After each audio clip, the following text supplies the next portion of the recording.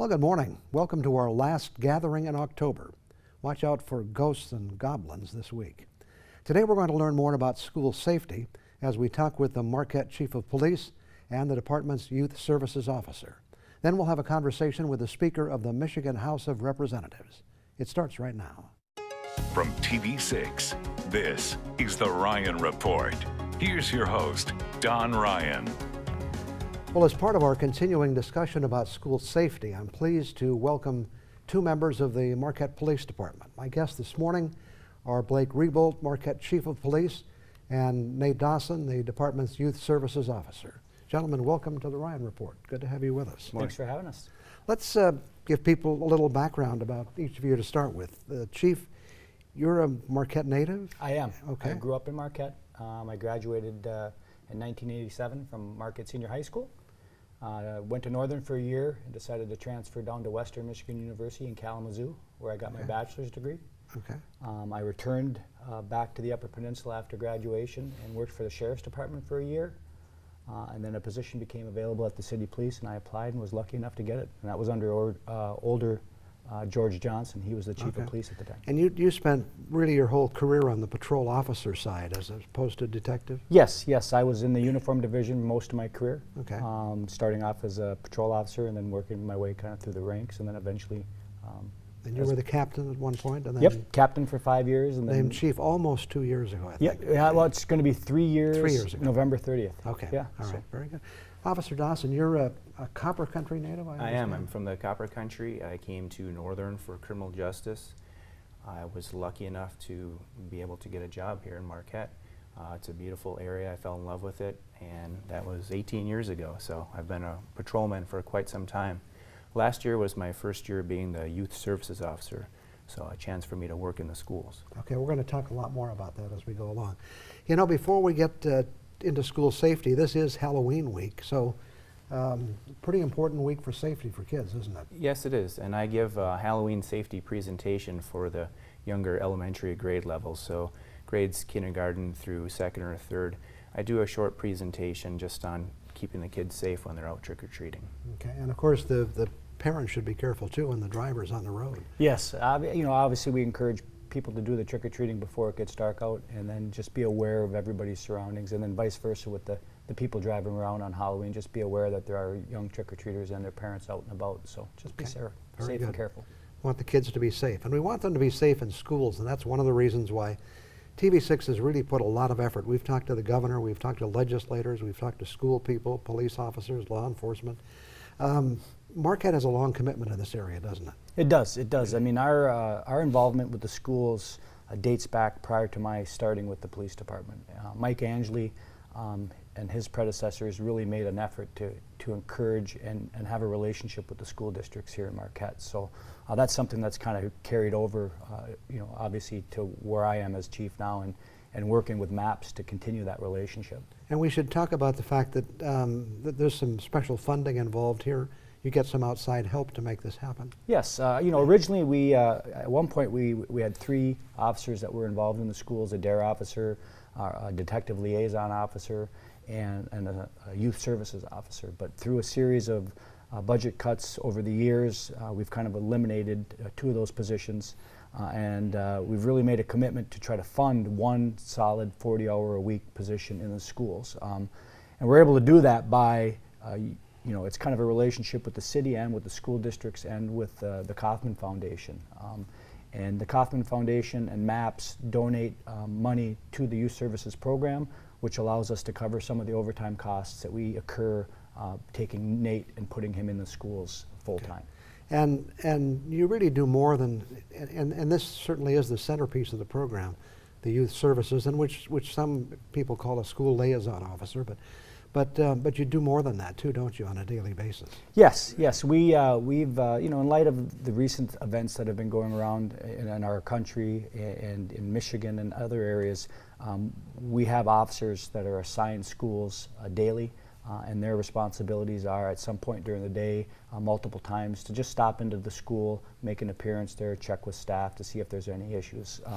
Nate can't be in every school all the time, So we rely on some of our other resources and some of our other officers to get in and just kind of interact in those schools and be a presence there. Okay.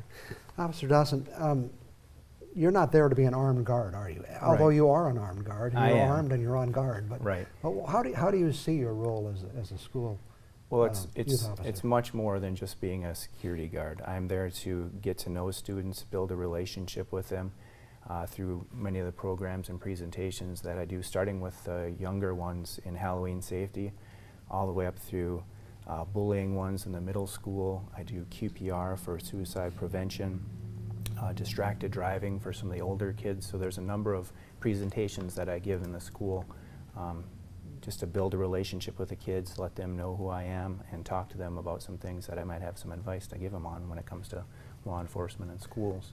And you were a patrol officer for almost 20 years, right? Right, so I do have quite a bit of experience. I've seen a lot of things. I've got some stories to share with them and some advice. And in addition to just being in the schools and doing, the programs and presentations, I'm in charge of the crossing guards. I attend a number of meetings. I've got truancy courts I go to. I'm on some boards. I go to many of the school functions too, so I chaperone all the dances. I go to the football games, some of the basketball games. I help out with homecoming, parade, and basically anything that happens within the schools that they might need a police officer for, they call me. This sounds so like it's a pretty busy much- job. Yeah, very busy, almost a 24-hour job. I get phone calls at home, I get emails at home, so Okay. yeah, it's a busy job. Okay, we'll find out more about what you do on that busy job after we take a break. Back with more in just 2 minutes.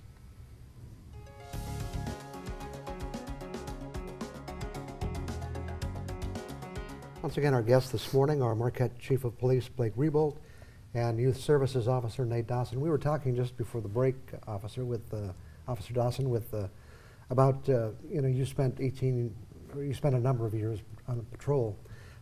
This has to be a real switch for you, a real change. It is. It's interesting having weekends and evenings off to spend time with my family, so it's a great schedule for that. My wife's a teacher, my kids are in school, so being on the same schedule as everybody else is outstanding. But how about that, building a relationship with young people? It's a great job. It's a real positive environment. A lot of times as a patrol officer, I'm going to bad situations. I'm going to situations where Right. Bad things have happened or are going to happen. With this job as a youth services officer, it's a lot of positive interaction, a lot of high fives, a lot of getting to know the kids, and real friendly work environment. Okay. Do you spend some time working with staff too, with teachers Yes. and others? We do training with the staff. We do active shooter training in the schools for all different types of staff members at all the different schools. We get to know them very well. They get to know me. They know that they can call me if they ever need anything. Okay. And I want to, I guess, talk to both of you about this, but I'll start with you, Chief.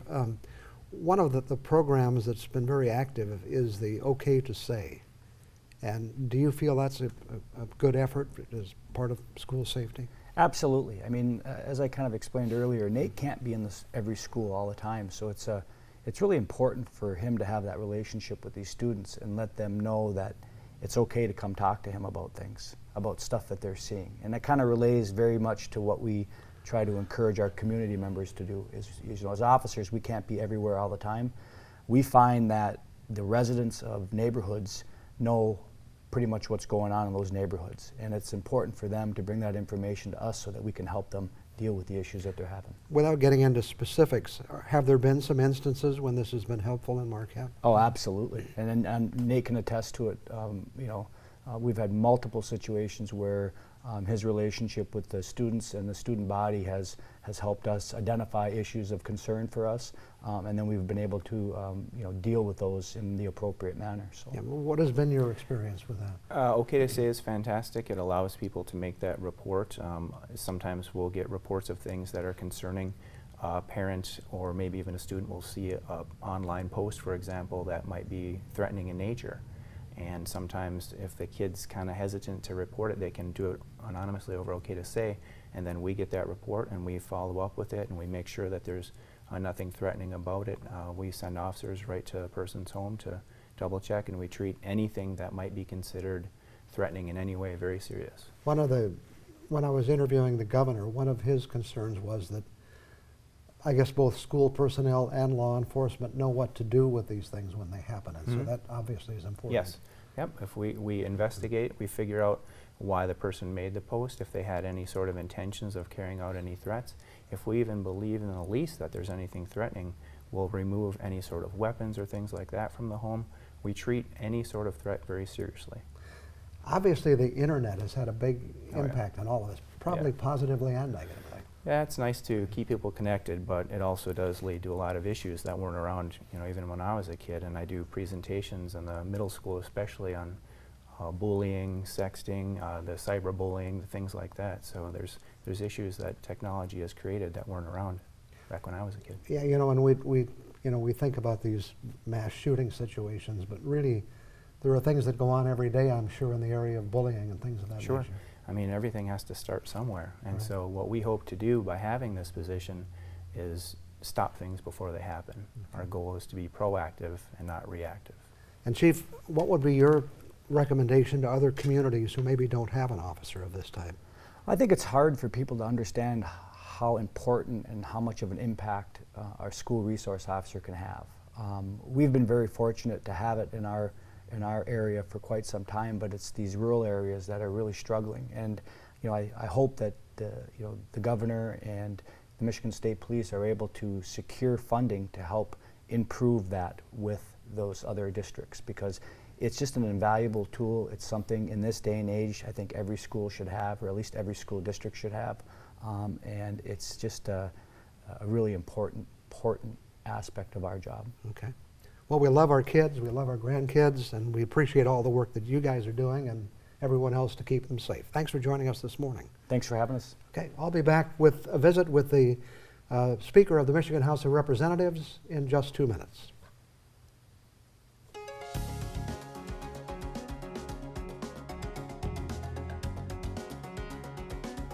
Tom Leonard is the Speaker of the Michigan House of Representatives.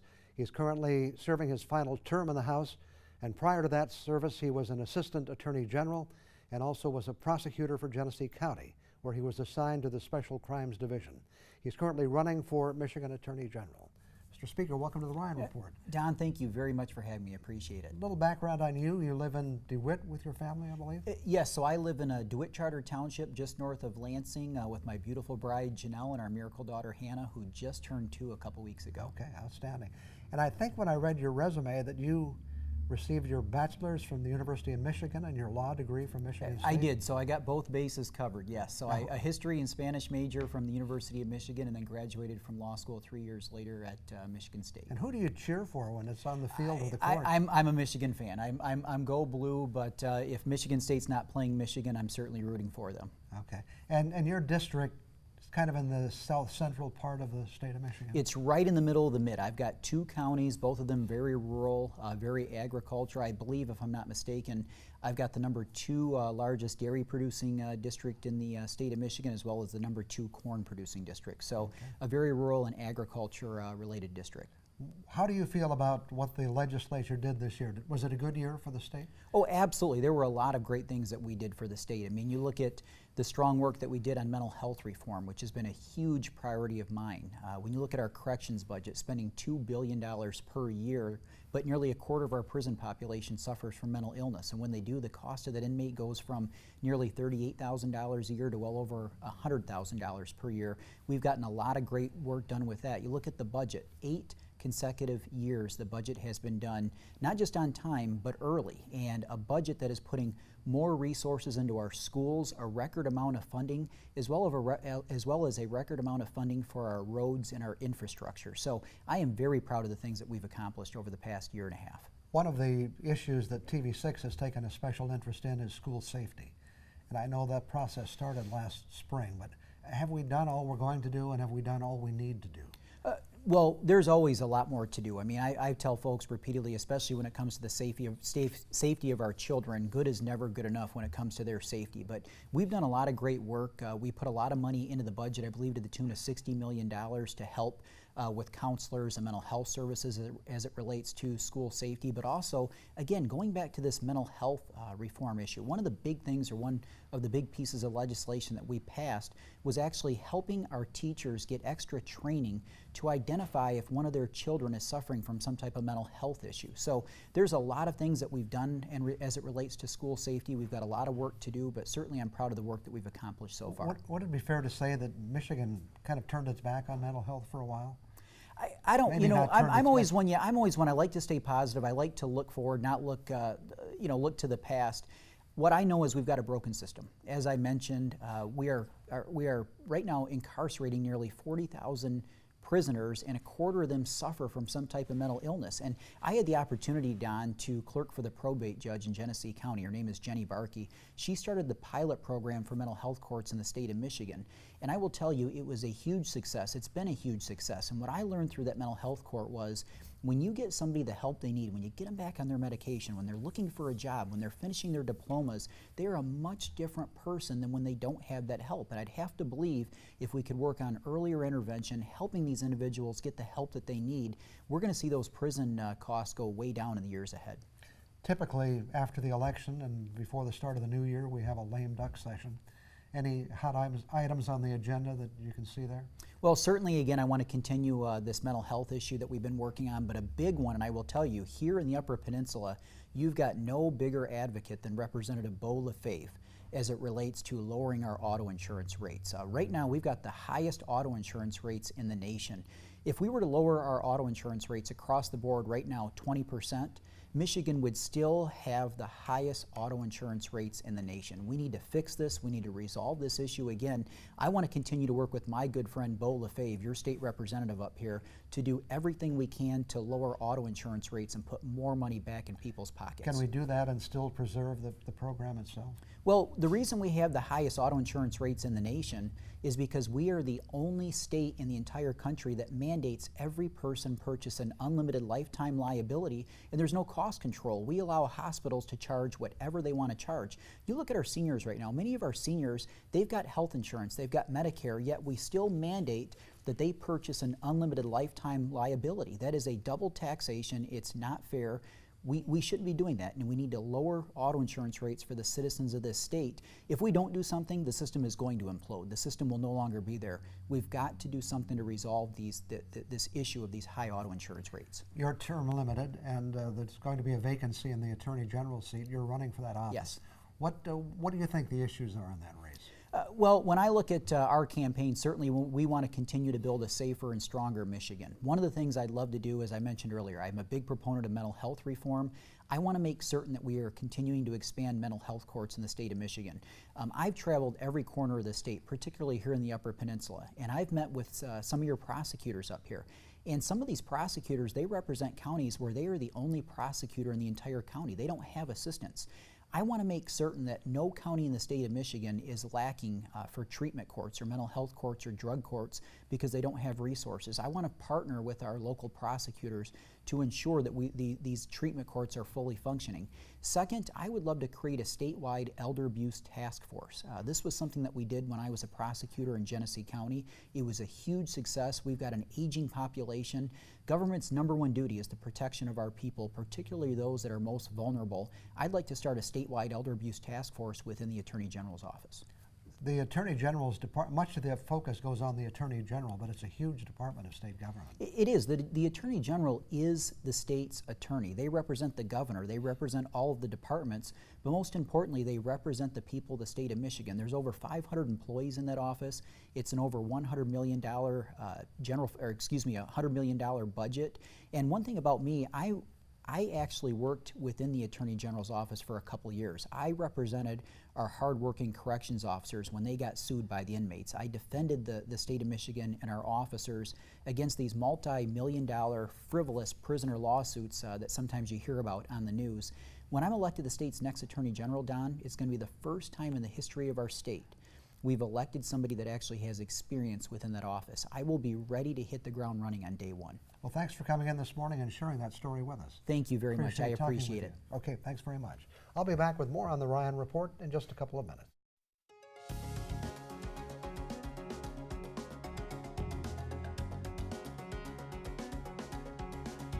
I don't know how things are where you live, but have you noticed there seem to be a lot more cars on the road today?